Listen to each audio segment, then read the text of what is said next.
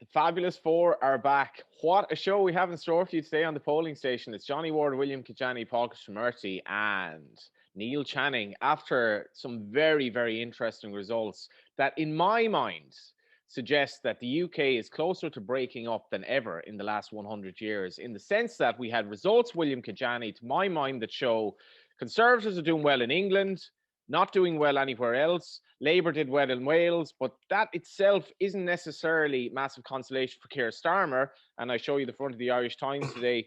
Labour in chaos following poor election showing. He doesn't really know where he's going with the party. Boris Johnson went to Hartlepool for a giant kind of, I don't know what you want to call it, giant Boris doll, as the traditional red Hartlepool heartland has now turned blue, but Scotland is basically edging towards independence, and Northern Ireland's two unionist parties are in an absolute mess. Where do we start, William?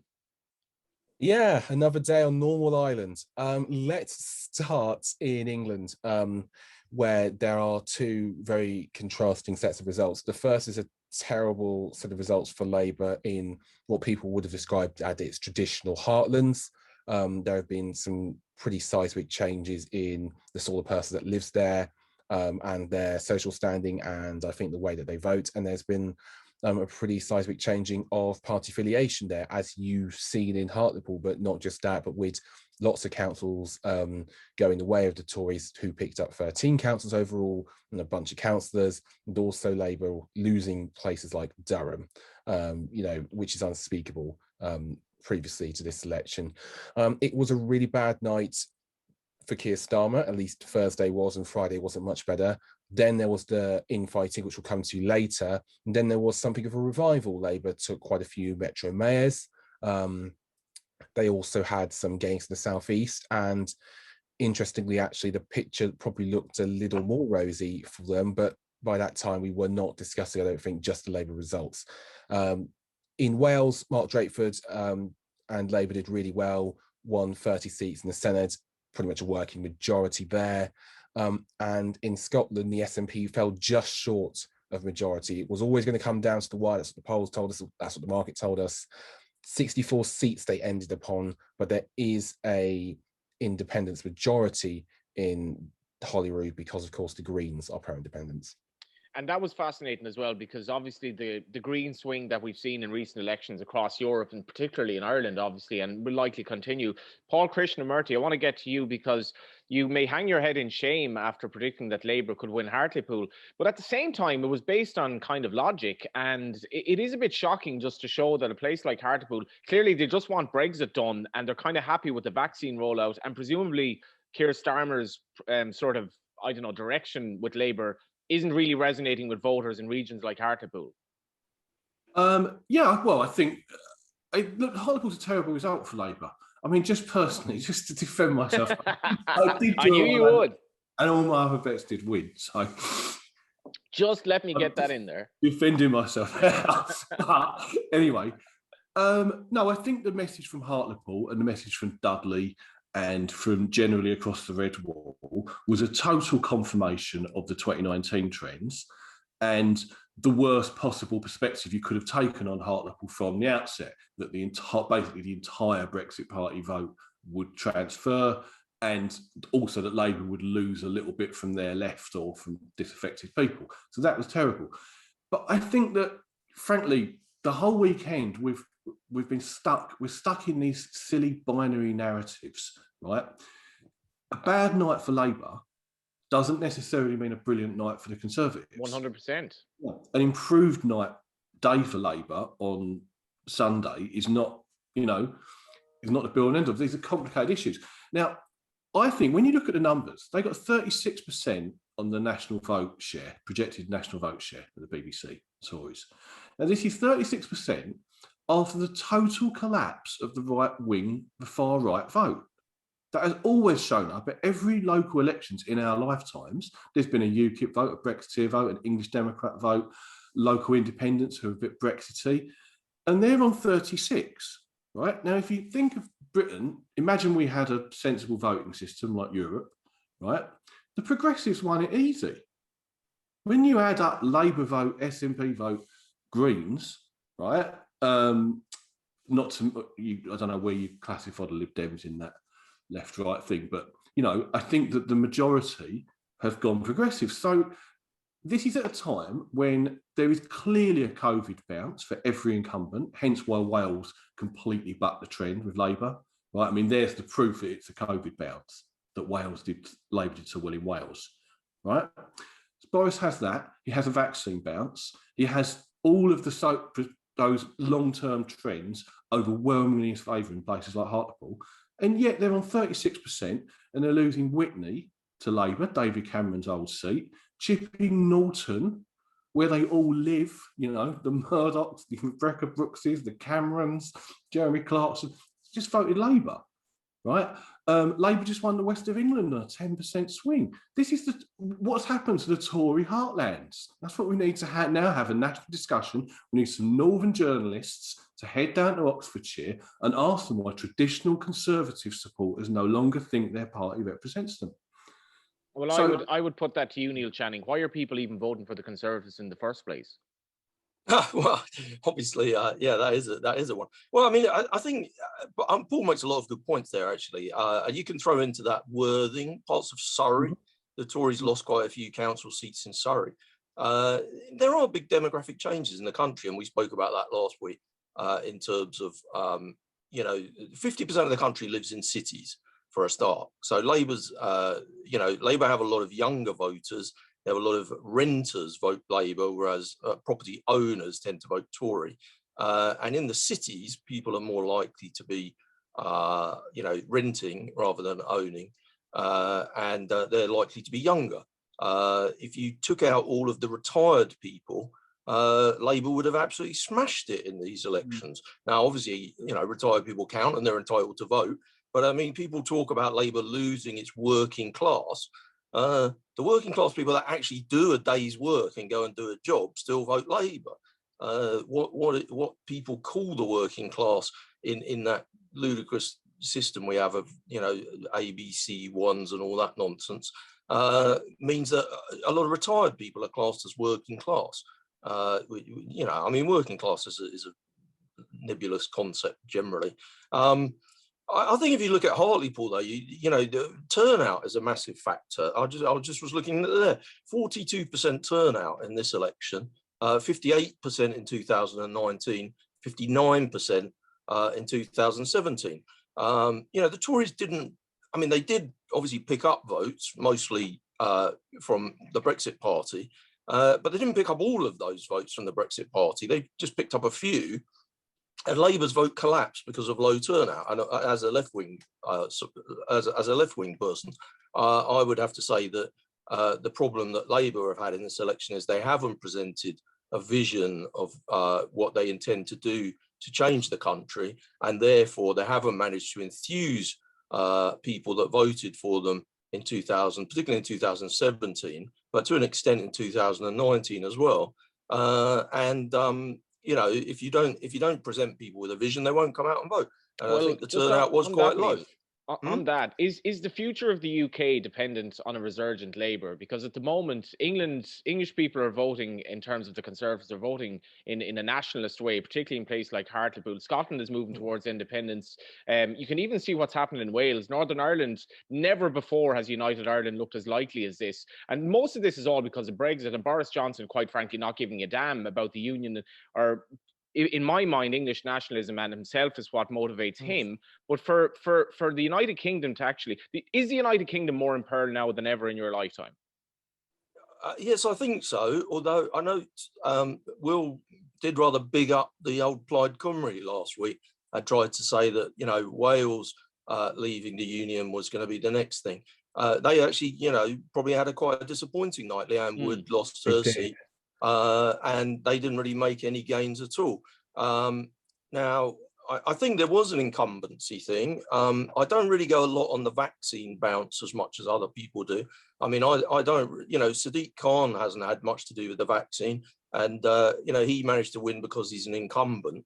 And the Green Party haven't had much to do with the vaccine. And they won in lots of areas because there seemed to be, you know, a good protest vote for young former Labour supporters. You know, if you look at Bristol, you know, that's an area where Momentum, the left wing group that started up to support Jeremy Corbyn, was basically, it wasn't started in Bristol, but a lot of the people that were involved at the start live in Bristol West constituency, which is the biggest constituency in Bristol. You know, at one stage, Momentum had 40,000 registered members, and 8,000 of them lived in Bristol. Now, the Labour Southwest Regional Office stitched up all the selection processes, chucked out all the left-wing candidates that were standing for Labour, that had won their selection battles to stand in this election, and the regional office, who are, you know, close to Keir Starmer, basically said, no, actually, we don't like these loony lefties standing for us. We're gonna have a bunch of centrists, and the electorate in Bristol said, okay, well, we're just going to vote Green. Thangam Debonair, who's been one of the people promoted in the reshuffle, she's got the constituency of Bristol West, which might be broken up due to boundary changes, actually, but it's one of the biggest majorities in the country. In the 2017 election, it was the #1 Green target seat. The Greens have now picked up 13 councillors. Labour have lost 13 in Bristol.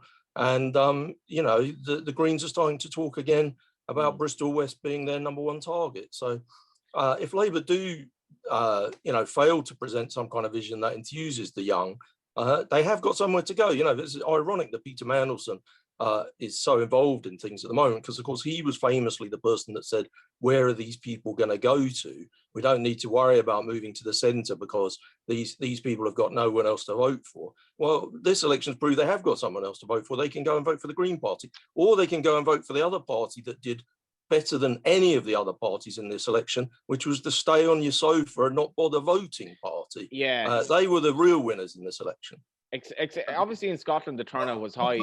Can I get some betting reaction to this, Will? I suppose one of the first things I see here is the year of the next UK general election, 2024 or later, is now 1 to 3. Yeah. So the interesting thing here, well, not the interesting thing, but the big obvious move was for most seats and a Tory majority. The Tories are now 2s on for most seats. That was a move that took place in the aftermath of Hartlepool, or at least 2s on when I last looked. And they are 6 to 5, I believe, for a majority at the next election.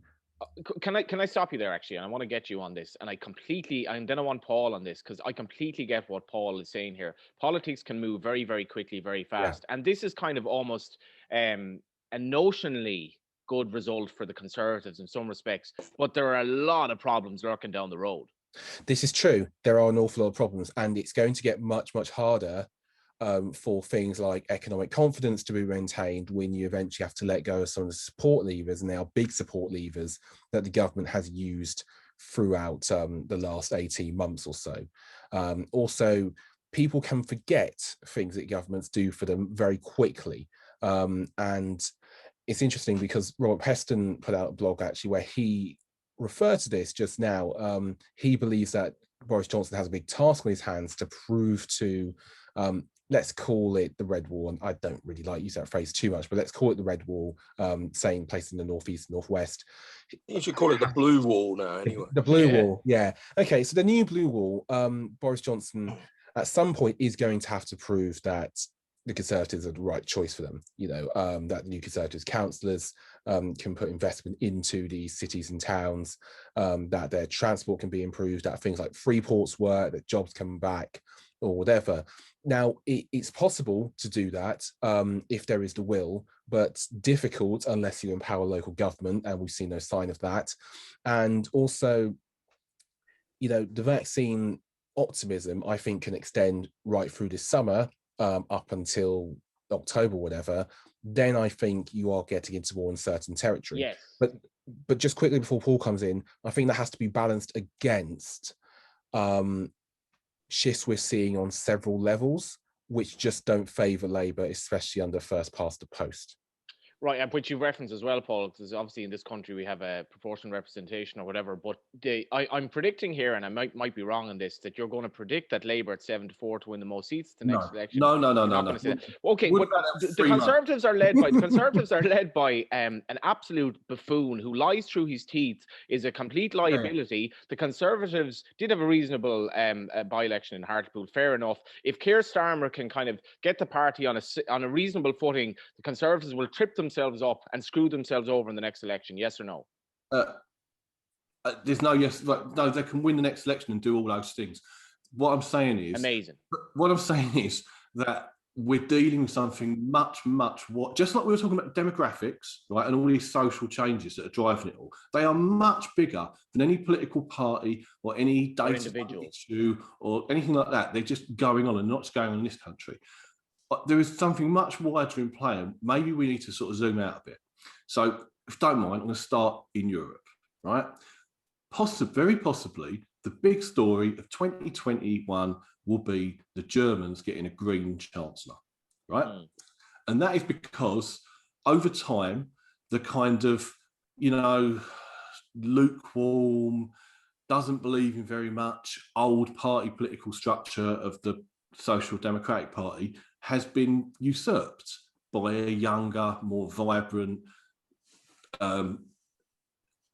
cleaner brand of the Green Party, right? And it isn't just green policies. It's just more the fact that I think that younger people, especially... Well, climate change is all around us. Like, climate change is the only thing we can actually say, this is definitely going to screw us over unless we do something. Yeah, so like most people, right or left or centre, go along with that basic thesis, right? And they have a relatively good opinion about the Greens, which in Britain has enabled them to move into the anyone but the establishment party and the party that can pick up across the board and do well in different parts of the country now as a small party. But here's the game changer. If Annalena Baerbock is Chancellor of Germany, biggest role in Europe, you will probably see a very different leadership of the EU. You'll very possibly see different economic policies that change the whole dynamics of the Eurozone. She will become a huge figure overnight. Now, if the sky doesn't fall in for her and a Green government, then you have just wiped out the number one reason people have to not vote Green, which is that it's too risky. It's never been done before, right? Now, take the current political situation. Labour are hated. Labour are a hopelessly hated brand by half the country for all sorts of reasons. Some of it fair, some of it not fair. I think we'll get onto it, I'm sure, but I think that this weekend, Starmer's sacking Rayner, the whole nonsense going on now, really sums up what an utterly useless institution it is to achieve change anymore and outdated. Wow. And it doesn't know where it's going. It doesn't know where it's going. What does it stand for? It stands for please let me stay in my cushy role for another 6 months, I think. Yeah. It's a bunch of advisors, right? It's the thick of it. And people can see that. Its supporters can see that, hence why they don't turn out at local elections, right? And if the Greens keep on surging, right, who knows, right? Now, for one election, that transformation is definitely not going to stop the Tories, right, because of the way the seats. But this is a far wider change in the country. And as I say, if they have gone down, nobody's really questioning the fact that Boris Johnson took a massive risk in, consuming the Brexit party, right? It wasn't the road Theresa May would have gone down, right? And because it was electorally successful against an appallingly bad, weak Labour leader, right, with Brexit as the main question and all of that stuff, everyone's assumed it's a great success.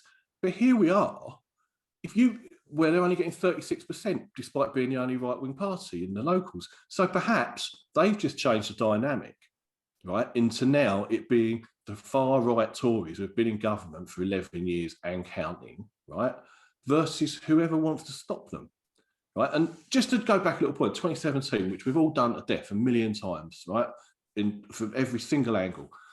The thing that was underestimated was, again, everyone wanted to sort of explain it in terms of ideology. But what really was happening was 40 2 to 45% of the country want the Tories to win generally. They're reliable, right?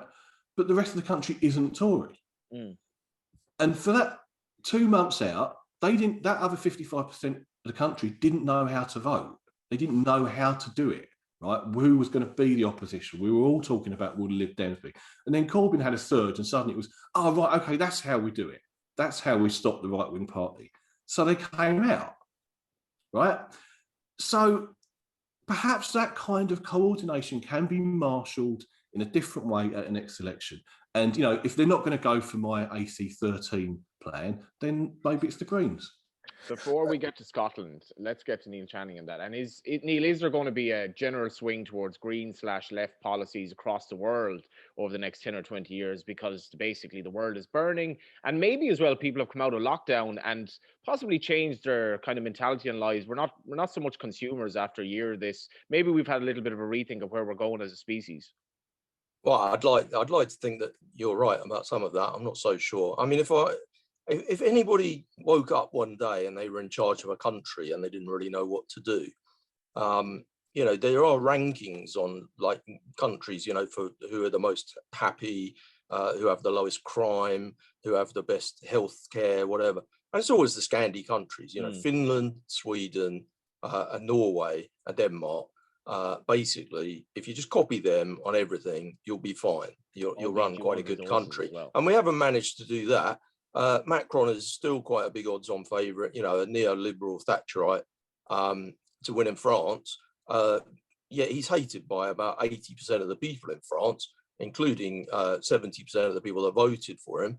Most people that voted for Macron only did it because, you know, they were in the half of the country that didn't want a Nazi to be in charge. And they've got the same kind of demographic breakdown as they have in the States and to an extent in the UK, where the people in the big cities don't want the Nazi and the people in the provinces do want the Nazi. And that's pretty much how it breaks down there. In Spain, they've just moved to a coalition involving the far right. I mean, I hope Paul's right. I hope, you know, obviously I hope as a left-wing person, I hope that Europe does move to the left and that, you know, I mean, lots of people were talking, we don't seem to talk about it so much anymore about Jacinda Ardern in New Zealand and about how brilliantly she dealt with the pandemic. She would be a slightly left-wing government, and, you know, they've done a good job. Portugal has a left-wing government at the moment. They're doing, you know, they were doing a good job. I don't think it's been going so well recently on the old corona. But no, I mean, I do think Labour are in a lot of trouble. I think there are 38 MPs who are staring at a majority that is less than the vote of the Brexit Party in the 2019 general election. So if you're someone like Yvette Cooper or like Ed Miliband, who are two of those 38, you can't be really considering spending a lot of time working on the shadow cabinet. You know, which is why I think Yvette Cooper won't be brought in to the front line, because you've got to worry about your majority. And at the end of the day, you know, I think Paul's right. Actually, you know, I've spent a bit of time on the fringes of the Labour Party in the last few years, and I've seen for myself that for most of these people, it's a job creation scheme, and they, you know, MPs get paid 80,000 a year. They have a whole bunch of lackeys around them. You know, half of whom want to be MPs. You know, the gravy train of the MEPs is finished now. I don't want to sound like Nigel Farage, but, you know, for a lot of people, if you weren't really good enough to be an MP, you could just go over there. And that's probably a bit mean because a lot of them probably did brilliant work. But, you know, at the end of the day, it's quite easy to coast along as a backbench MP, not doing very much. You know, we've got one in Southall who's absolutely useless, who's not very far away from me, 2 constituencies down. And, you know, the members voted no confidence in him before the last election. You know, all kinds of trouble. He never turns up to any meetings, hardly ever. You know, he lives 5 minutes from the House, or 20 minutes down the road from the Houses of Parliament, hardly ever turns up there. Absolutely useless. Almost impossible to get rid of him. You know, he's got a massive majority. And, you know, so yeah, sorry, I've gone off onto one now, but I do think there's a lot of people in the Labour Party MPs, like I say, 38 people who are staring at that situation, and they must be thinking now, you know, we're in trouble. Obviously, the news has come out today, which we talked about last week, but it's very much in the headlines today about the compulsory picture ID, £83 to renew your passport at the moment. 24% of white people in the UK don't have picture ID. 48% of Asians don't have picture ID. I think the number for black people was 64%, but I might have got that wrong. You know, it's clearly a racist policy. It's also a policy against the young. You know, if you're a young person, you're way less likely to own your own car. So you don't have a driving license. There are numbers for the 2000. I think I had it here. I won't look it up now. But the 2017 election, I think it was like double the number of Labour voters as Tory voters were driving license holders. Well, you should have a look, Neil, at just the little housing crisis narrative that's taken over Ireland over the last couple of weeks, because it turned out that a housing estate in Maynooth was effectively just bought by a foreign investor, and you know, we have just a slew of people now who are living with their parents because they can nowhere near afford a home, and a lot of them can't even afford to rent. So we could have a podcast on that, I think, another day. Well, yeah. I mean, obviously, yeah. I mean, that would probably take us another hour. But of course, you know, like when we're talking about the long-term sustainability of the Tories, they have a situation where older people vote for the Tories because largely because, you know, you can't be a capitalist unless you have capital. And the Tories, you know, the older voters that vote Tory are generally property owners.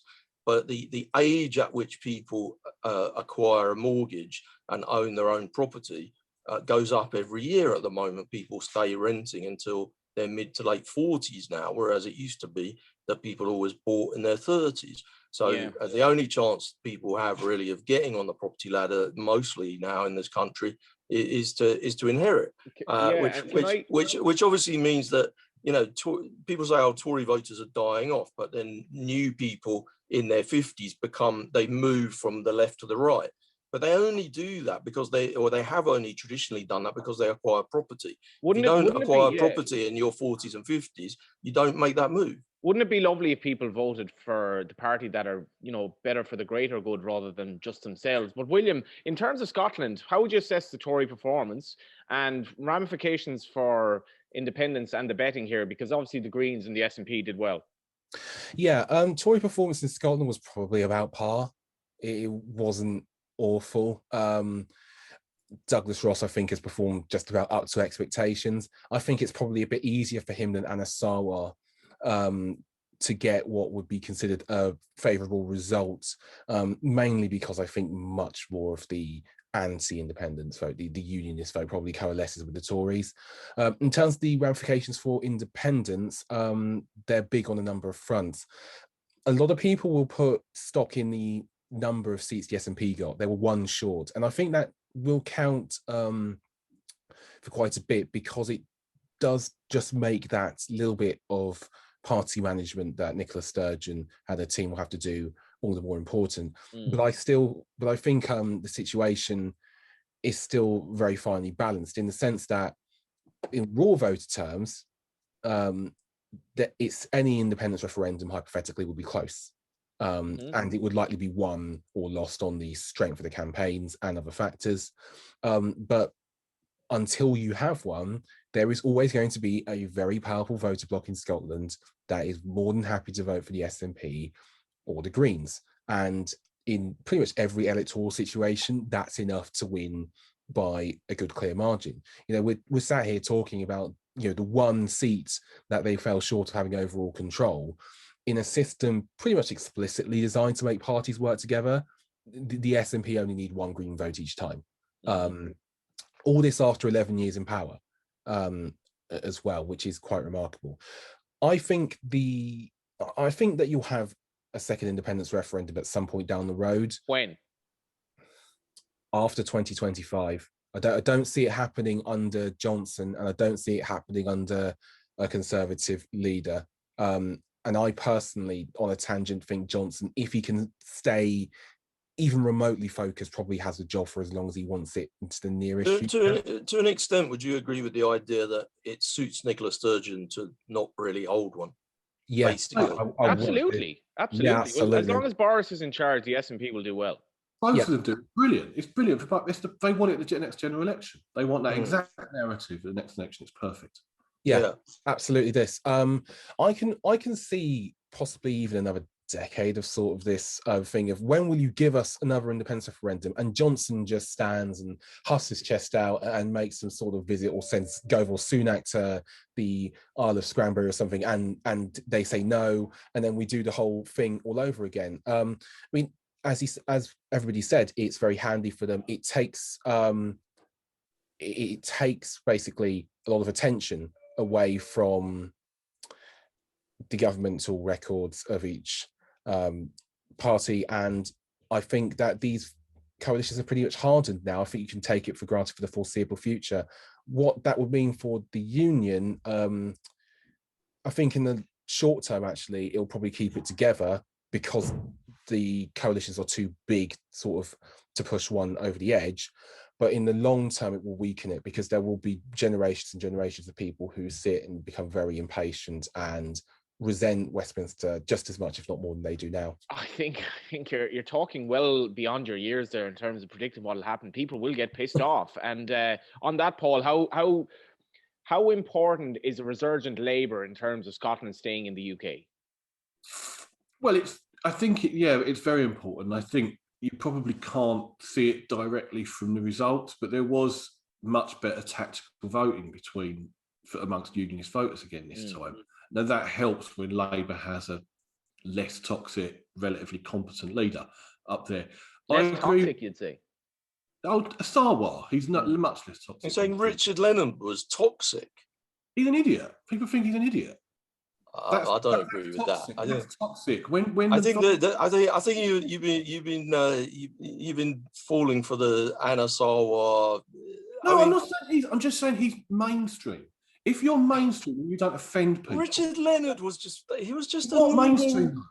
He wasn't mainstream. That's utterly nonsense. You're never going to get a Tory. You're never going to get a unionist Tory saying, I don't mind voting for this far left candidate temporarily. They're just not going to do it. They will go. It wasn't far left.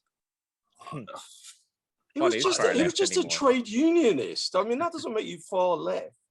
I beg to differ. I think that this is the lesson of recent years. The Labour Party is factionalised, and they're not listening to the average person. And Richard Leonard, okay, yeah, he has his hardcore following of activists, but I just think you're totally mischaracterising him. He was on the NEC. He voted with the right faction just as many times as he voted with the left. This was not a hard left candidate. Okay, we can quibble over. He's a centrist politician. I think that's an interesting debate for another day, because what was hard left is now essentially nothing like that. And he just wasn't. It's not like you can look at his voting record. He didn't vote with the left. Okay. We are going to have to wrap up very shortly. I'm going to give Neil one chance at Scotland after you, Paul. Yeah. So what I'm saying, the point is, regards to that, some unionist Tories and unionist Liberals were more, I think you'll see that when the results are fully gone through, were more willing to lend their vote to Labour tactically to stop independence. And that tactical coalition has improved in the last few years. Now, as Will says, this will go on for a long time, right? I don't think, only 28% of people want a majority in the next, I think, year or 2 years in Scotland. So it's not in Sturgeon's interest to go now. They're going to wait. I can't help but think this just goes on and becomes a talking shop.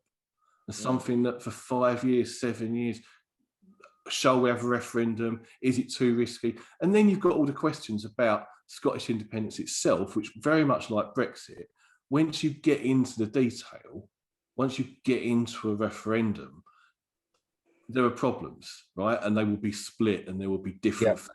100%. And also we have how Brexit is working out, and the EU's very future isn't exactly set in stone either in terms of what might happen there. Neil?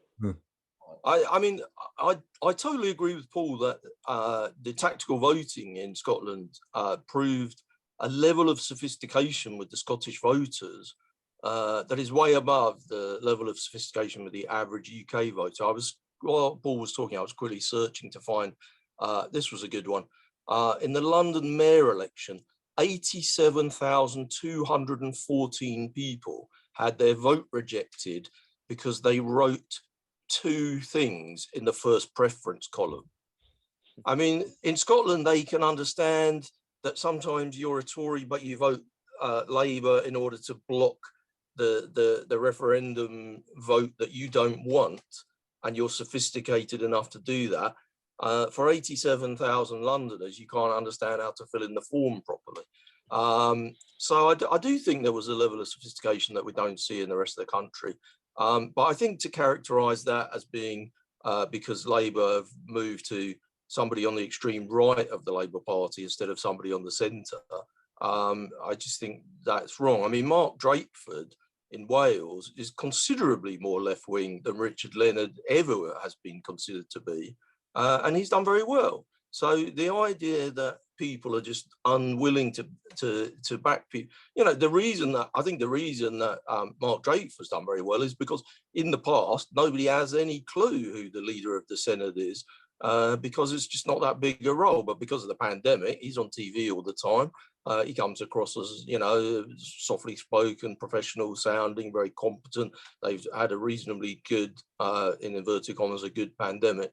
You know, he's done well because of that. I think I see Keir Starmer was talking to his MPs and party workers this morning, and he congratulated Labour in Wales and Scotland for doing terrifically well. They lost seats in Scotland. I mean, they haven't done well in Scotland. They've done poorly in Scotland. That you can turn around and say, well, that's not Anna Sarwar's fault. He's only been the leader 5 minutes, and I wouldn't necessarily disagree with that. But at the end of the day, I think it's what we said before last week, which is if Labour want to say going into an election, we're not going to talk about the thing that everyone wants to talk about, well, they're not going to get listened to that much. Okay, but in that case, how does a Labour Party, a UK Labour Party, stay together? What's the point in it existing? No, I agree. I think it's a very difficult situation for them. But I think Monica Lennon, the lady who stood against Anna Sarwar, she wanted to go for the kind of extreme devolution option. Now that to me that would have been a better option. But I do think if you are Scottish Labour, you're picking from a bunch of bad options, basically, and yeah, I think it's really difficult for them. The other point is they're not. The point is the SNP stole their ground. Yeah, right? Yeah, I agree. They are a centre-left party, right? And that is what the real. Well, arguably, I mean, you know, the SNP are characterised as centre-left, but they're actually quite centrist, really, aren't they? Well, they're probably populist. I don't like this term. I personally think centrism should be banned as a term. Yeah. It doesn't.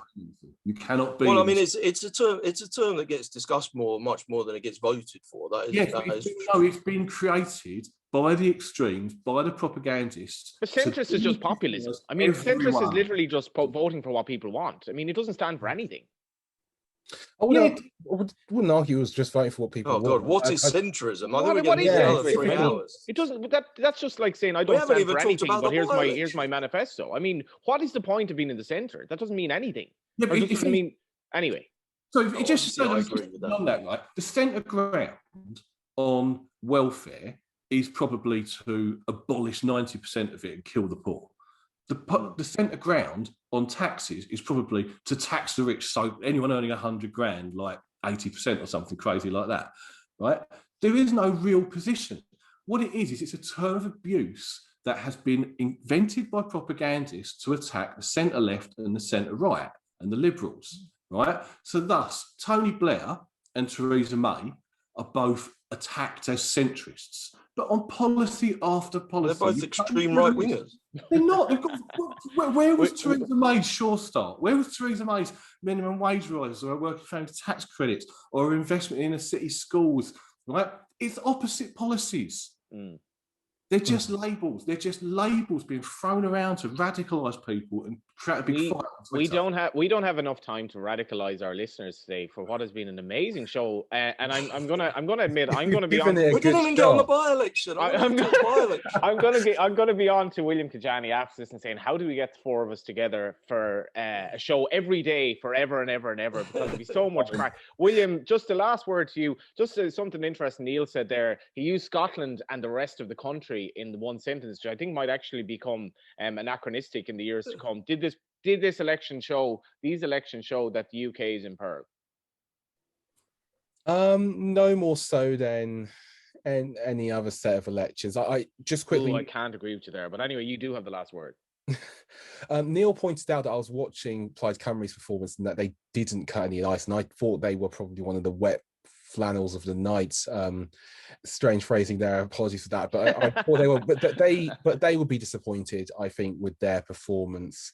There definitely. I think in any case, once you had Brexit, I don't want to go back too far, but just quick. Once you had Brexit, you always put the union into this sort of position, especially given the very unique nature of the way this country operates economically. And also politically, and that's just going to be around just for the foreseeable future because you've already done it. And there'll always be people who feel disenfranchised by that decision, even if it looks like a relatively clear verdict now. So I think there's lots of peril for the union ahead. Like I say, I think that electoral voting bloc in Scotland of both pro and anti-union voters is set in stone for the foreseeable future. It probably knocks everybody out but the SNP and the Greens out, really, of making any significant gains there. But in terms of making that jump to having an election, or sorry, a referendum, that's a very difficult thing to do, particularly under this Prime Minister and particularly under this party. So I can see a stalemate for quite a long time to come. I never forget the person who told me that for India F2 to take place, Boris Johnson is most likely not going to be Prime Minister, which not only is a completely different scenario, which is years down the line, but it changes the way that the unions like to be perceived. He's independence best asset, sorry. I couldn't agree more. Thank you, Paul Krishnamurty. Thank you, Neil Channing. Thank you, William Kedjanyi. And thank you for watching and listening. And check out starsports.bet. There are so many things going on the political pages, so many market moves. And we haven't even discussed Northern Ireland yet, which we will very shortly. Thanks a million, guys.